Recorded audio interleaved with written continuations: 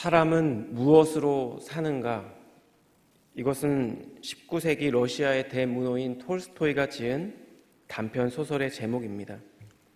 이 기독교적인 색채가 담겨져 있는 이 소설에서 톨스토이는 독자들에게 세 가지 질문을 하고 있습니다. 사람의 마음속에는 무엇이 있는가? 사람에게 주어지지 않은 것은 무엇인가? 그리고 마지막으로 사람은 무엇으로 사는가입니다. 제가 본문을 읽고 설교를 준비하는 가운데 이 문구가 떠올랐습니다. 사람은 무엇으로 사는가? 그리고 이 질문 앞에서 저는 자연스럽게 바울의 삶이 묵상이 되었습니다. 여러분, 지금 저희가 묵상하고 있는 이 사도행전 후반부에서 바울이 서 있는 자리는 어디일까요? 재판정의 피고인 자리입니다. 그는 자신이 그토록 중요하게 생각했던 동족 유대인들에게 살해의 위협과 핍박을 받았습니다. 동족의 고발과 고소로 로마 재판에 회부됐고 지금 아그리빠 왕 앞에서 자기 자신을 변호하는 피고인의 신분으로 앉아 있습니다. 그런데 여러분, 동족의 살해의 위협에도 그들의 적대적인 고발과 고소에도 피고인 신분으로 앉아 있는 재판정에서도 바울은 침착해 보입니다. 왜냐하면 바울에게 있어서 중요한 것이 이 재판의 당장의 결과나 그의 안전 혹은 그의 안위가 아니기 때문입니다. 자신을 만나주신 예수님께서 친히 자신에게 주신 사명, 유대인과 이방인에게 복음을 전하라는 그 사명을 온전히 감당할 수 있는지 여부가 바울이 갖고 있는 관심사였기 때문입니다. 이것이 그가 지금 재판을 받고 있음에도 불구하고 아그리빠 왕 앞에 당당히 서 있는 이유였고 그가 살아가고 존재하는 이유였습니다. 자, 그렇다면 여러분, 바울은 어떻게 이렇게 생명의 위협 가운데서도 로마 재판관 앞에 서 있는 피고인의 신분에서도 자신에게 맡겨진 사명을 생각하고 그 사명을 위해 살아갈 수 있는 것일까요? 동일하게 오늘날 성도로 부름받은, 그래서 하느님의 나라와 주님의 몸된 교회를 섬기는 자로 복음을 말과 행함으로 전하는 자로 부름받은 저희 모두는 어떻게 사명자로 오늘 우리에게 주어진 삶을 살아갈 수 있을까요? 이 시간 우리가 함께 본문의 말씀을 짧게 묵상하며 바울이 사명을 다해 살아갈 수 있었던 두 가지 교훈을 발견하고 그와 더불어 우리의 삶의 자리 또 우리의 마음을 돌아보는 그런 귀한 시간 되기를 우리 주님의 이름으로 축복합니다. 첫 번째로, 저희가 사명자로 살기 위해 우리는 무엇보다 우리를 만나주시고 우리를 구원하신 예수님과의 만남을 기억해야 한다는 것입니다. 바울은 아그리빠 왕 앞에서 다메섹 도상에서 자신에게 있었던 일을 구체적으로 이야기하기 시작합니다. 때는 정오였습니다. 지구상 그 어느 지역보다 태양이 가장 뜨거운 중동에서 하루 중 태양빛이 가장 강렬한 정오에 바울은 그 태양빛보다 더 밝은 빛이 바울과 자신의 동행자들을 둘러 비추었다고 말하고 있습니다. 그 밝은 빛에 모두 압도되어 땅에 엎드려졌고 히브리 말로 말하는 한 음성을 듣게 됩니다. 사울아, 사울아, 어찌하여 나를 박해하느냐? 가시체를 뒷발질하기가 내게 고생이니라. 여러분, 여기서 가시체란 가축을 몰 때 쓰는 끝이 뾰족한 막대기를 가리킵니다. 고생이다라는 의미는 어렵다는 것보다 거칠고 딱딱한 속성을 지닌, 그래서 사람에게 쓰이면 완고하다, 엄격하다라는 의미를 전달하는 단어입니다. 그래서 하나님을 거부하는 바울의 태도가 완고하면 완고할수록 그것이 바울을 괴롭게 한다는 것입니다. 어찌하여 나를 핍박하느냐? 이렇게 묻는 하늘로부터의 음성을 듣고 바울이 무엇이라고 대답하나요? 주님, 누구시니이까? 사울은 히브리 말로 자신에게 말하는 이 음성의 신적 권위에 눌려 누군지도 모르는 그 대상을 주님이라고 부르고 있습니다. 그리고 사울이 주님이라고 불렀던 그 존재가 이렇게 대답합니다. 나는 내가 핍박하는 예수라. 그런데 여러분, 사울이 핍박했던 대상은 사실 교회였고 옥에 가두었던 사람들은 그리스도인들이었습니다.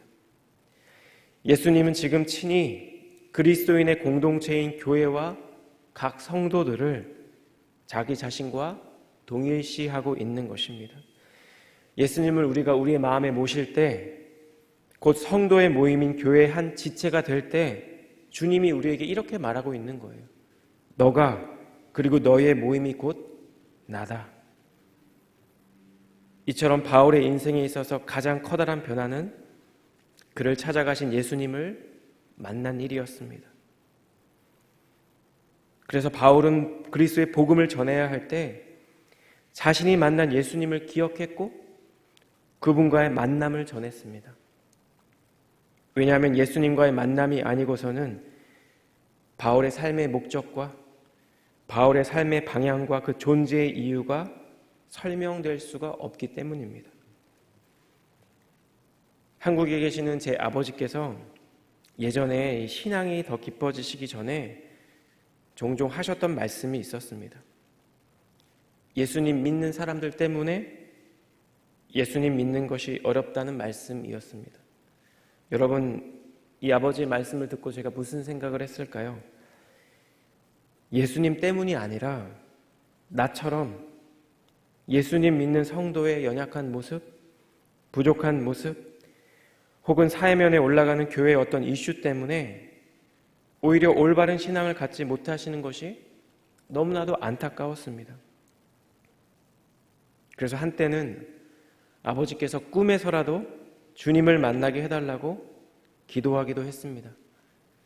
때로는 너무 심하지 않은 고난을 허락해 주셔서 예수님을 찾게 해달라고 그런 기도를 올려드리기도 했었습니다.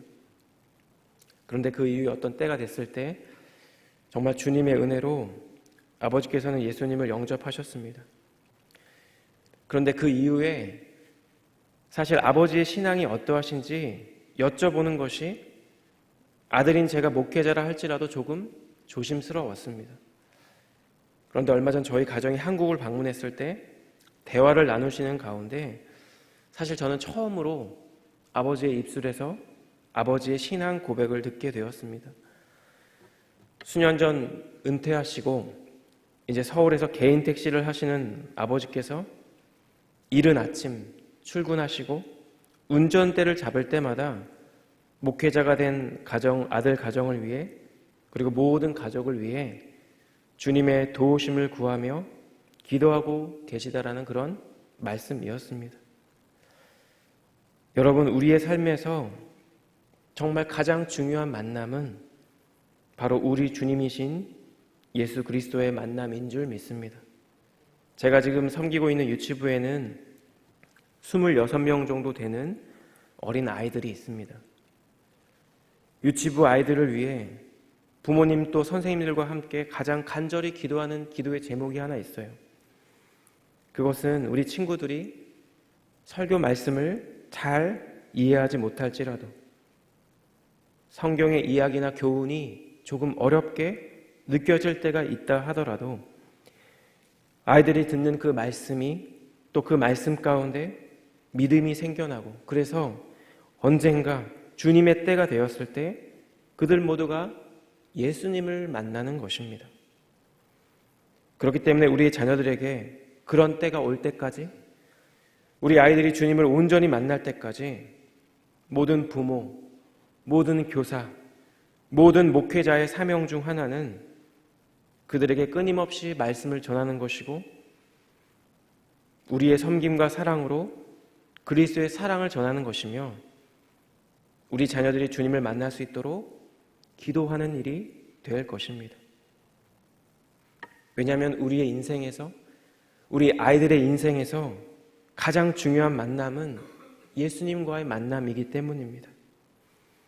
나를 향한 주님의 사랑과 희생을 깨달아 아는 일이기 때문입니다. 주님과의 만남을 통해서 비로소 바울처럼 나의 삶의 의미, 하루하루 주어진 삶의 가치, 그리고 삶의 목적과 방향과 이유를 발견하게 되기 때문입니다. 이 아침 이 예수님과의 만남을 기억하며 하나님께서 우리에게 베풀어 주신 그 풍성하신 사랑과 은혜 안에 거하는 이 귀한 아침 되기를 우리 예수님 이름으로 축복합니다. 혹시나 주님과의 만남과 그 감격을 어느새 잊고 살아왔던 분이 계시다면 이 시간 주님을 다시금 깊이 만나기 원하는 우리 마음의 소원을 우리 주님께 올려드리며 주님과의 뜨거웠던 사랑이 회복되는 오늘 하루의 삶이 되기를 예수님 이름으로 축복합니다. 여러분, 두 번째로 사명자로 살기 위해 우리는 이 사명을 주신 분의 명령과 가르침을 기억해야 한다는 것입니다. 정오의 빛보다도 밝은 빛 가운데 사울에게 임한 예수님, 그 주님이 사울에게 이렇게 명령합니다. 일어나 너의 발로 서라. 그리고 주님은 바울이 앞으로 어떠한 부르심을 따라 어떠한 삶을 살아야 하는지를 분명히 알려줍니다. 그 말씀이 본문 16절에서 18절에 이렇게 기록되어 있습니다. 일어나 너의 발로 서라. 내가 내게 나타난 것은 곧 내가 나를 본 일과 장차 내가 내게 나타날 일에 너로 종과 증인을 삼으려 함이니 이스라엘과 이방인들에게 내가 너를 구원하여 그들에게 보내어 그 눈을 뜨게 하여 어둠에서 빛으로 사단의 권세에서 하나님께로 돌아오게 하고 죄 사함과 나를 믿어 거룩하게 된 무리 가운데서 기업을 얻게 하리라 하더이다. 예수님이 바울에게 주신 사명은 바울이 그리스도를 본 일, 그리고 바울에게 이제 나타나게 될 일에 대해서 그리스도의 종과 증인이 되는 것입니다. 그리스도의 일꾼이 되는 것이고 그리스도의 증인으로 자신이 보거나 들은 것을 다른 사람에게 전하는 증언자의 사명을 산다라는 것입니다.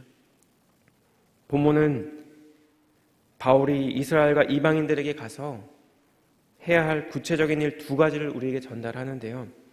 첫 번째는 18절에 있는 것처럼 그들의 눈을 뜨게 하여 어둠에서 빛으로 사단의 권세에서 하나님께로 돌아오게 하는 것입니다. 이사야 42장 6절과 7절 말씀이 이렇습니다. 나 여호와가 의로 너를 불렀은즉 내가 내 손을 잡아 너를 보호하며 너를 세워 백성의 언약과 이방의 빛이 되게 하리니 내가 눈먼 자들의 눈을 밝히며 갇힌 자를 감옥에서 이끌어내며 흑암에 앉은 자를 감방에서 나오게 하리라. 자신이 지금 어디로 가야 하는지 모른 채 어두움 가운데 헤매고 있는 이 소경의 눈을 뜨게 하여 그를 올바른 길로 인도하는 것처럼 영적으로 소경된 자들의 눈을 뜨게 하여 그들의 죄악과 방탕한 삶에서 빛의 세계로 거룩한 삶으로 이끌어야 할 사명이 바울에게 있다라는 것입니다. 두 번째 바울의 사명은 무엇일까요? 그것은 이스라엘과 이방인들이 죄사함을 받고 하나님을 믿어 거룩해진 무리 가운데 기업을 얻게 하는 것입니다. 골로새서 1장 13절과 14절에서 바울이 이렇게 선언합니다. 그가 우리를 흑암의 권세에서 건져내사 그의 사랑의 아들의 나라로 옮기셨으니 그 아들 안에서 우리가 속량 곧 죄 사함을 얻었도다. 이처럼 바울은 예수님과의 만남을 통해 비로소 그가 감당해야 하는 분명한 사명을 받았습니다. 바울이 주님을 만났던 경험은 초자연적인 것이었고 그를 압도하는 신적인 존재의 임재였습니다. 그래서 바울은 그것을 20절에서 이렇게 표현합니다. 하늘에서 보이신 것. 바울의 회심과 믿음이 바로 이런 경험에 근거하기 있기 때문에 바울은 그 일을 도저히 거스를 수가 없었습니다. 마치 예레미야가 내가 다시는 여호와를 선포하지 아니하며 그의 이름으로 말하지 아니하리라 하면 나의 마음이 불붙는 것 같아서 골수에 사무치니 답답하여 견딜 수 없나이다. 이렇게 고백하고 있는 것처럼 바울 역시 자신이 받은 사명이 하늘로부터 왔기에 도저히 거역할 수 없는 사명이라는 것을 말하고 있는 것입니다. 이것은 마치 바울이 자신이 핍박했던 그리스도인이 된 것이 불가항력적인 하나님의 은혜로 된 것처럼 이제는 바울이 복음을 전하는 것도 이방인에게 회개하고 하나님께로 돌아올 것을 선포하는 것도 모두 거역할 수 없는 하나님의 소명이라는 것을 분명히 선언하고 있는 것입니다. 이 아그리빠 왕 앞에서 바울이 스스로 하는 자기 변호는 이렇게 끝을 맺습니다. 본문 21절에서 23절인데요. 유대인들이 성전에서 나를 잡아 죽이고자 하였으나 하나님의 도우심을 받아 내가 오늘까지 서서 높고 낮은 사람 앞에서 증언하는 것은 선지자들과 모세가 반드시 되리라고 말한 것밖에 없으니 곧 그리스도가 고난을 받으실 것과 죽은 자 가운데서 먼저 다시 살아나사 이스라엘과 이방인들에게 빛을 전하시리라 함이니이다 하니라. 한글 개역 개정에는 번역되지 않았는데요. 이 원어에는 이런 이유 때문에라는 글이 서두에 추가가 되어 있습니다. 여러분, 여기서 이런 이유는 바울이 유대인과 이방인에게 복음을 전했다는 그 사실을 지칭합니다. 예수께서 하나님의 아들이시며 유대인과 이스라엘을 구원하기 위해 고난을 받으시고 죽임 당하셨으며 또 부활하셨다라는 이 사실을 전하는 것이 바울 자신이 예전에 그랬던 것처럼 유대인들을 견디지 못하게 할 만큼 걸림돌이 되는 이유라는 것입니다. 그런데 여러분, 그럼에도 불구하고 이러한 동족의 살해의 위협과 핍박에도 불구하고 바울의 입에서 나온 이 말은 지금 내가 선지자와 모세가 이미 예언한 대로 그리스도께서 고난과 죽음을 당하시고 부활하셨다는 그 분명한 복음을 전하고 있는 것은 바로 하나님의 도우심 때문이라고 말하고 있습니다.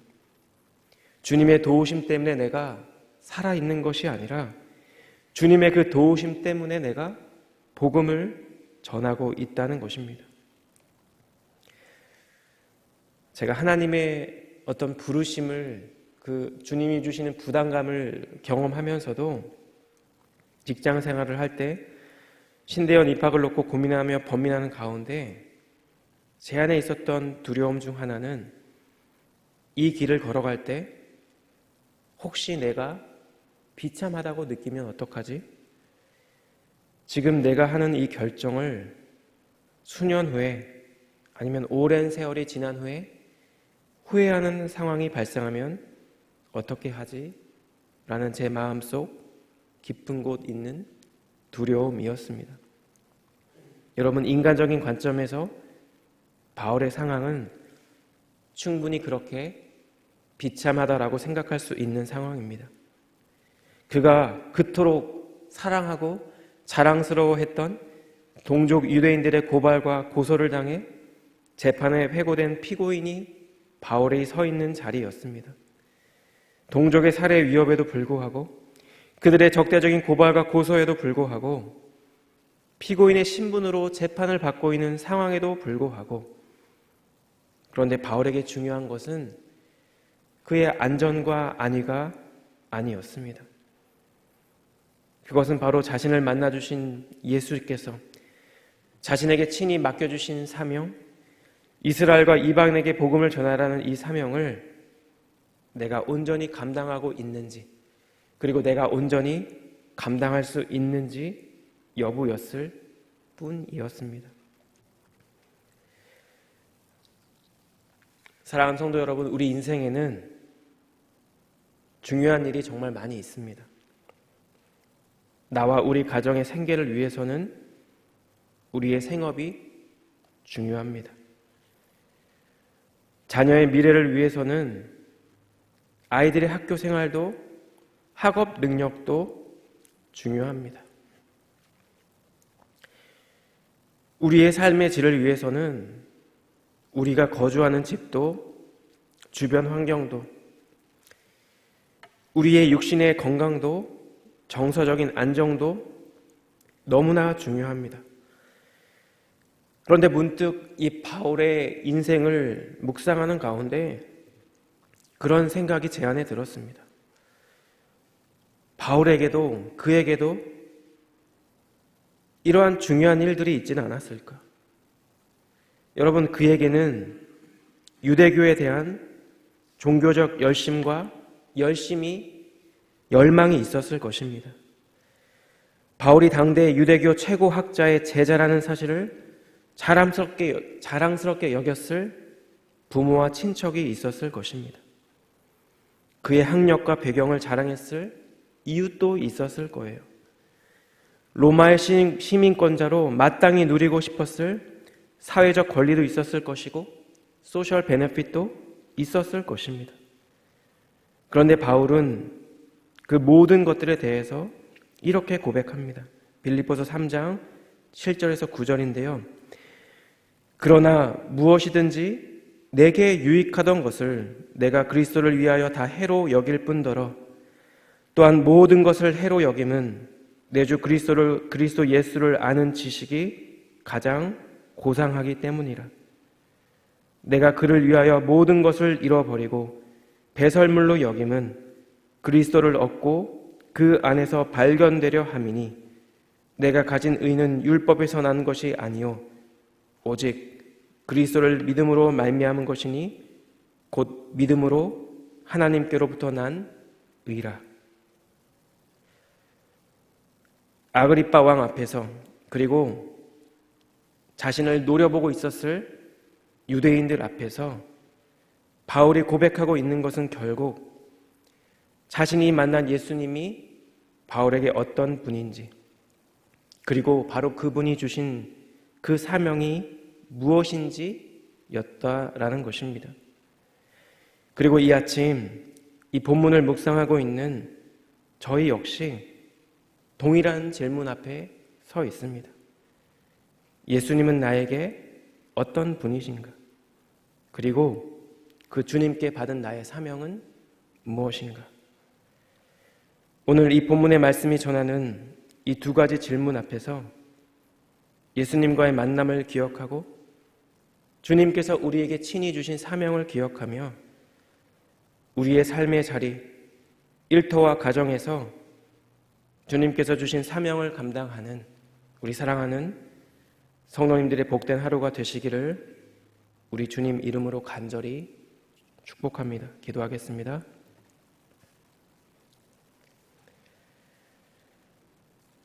사랑하는 하나님, 우리의 삶의 어떤 자리에서도 나를 찾아와 만나주신 주님과의 만남을 기억하며 주님의 사랑을 기억하고 감사하는 그런 은혜가 오늘 우리의 삶 가운데 있기를 기도합니다. 나를 위해 자기를 버리신 주님께서 친히 나에게 주신 사명, 우리 모두에게 그리고 사랑하는 우리 한우리 교회에게 주신 사명을 기억하며 우리의 삶을 다해 그 사명 감당하는 저희 모두가 되게 하여 주시옵소서.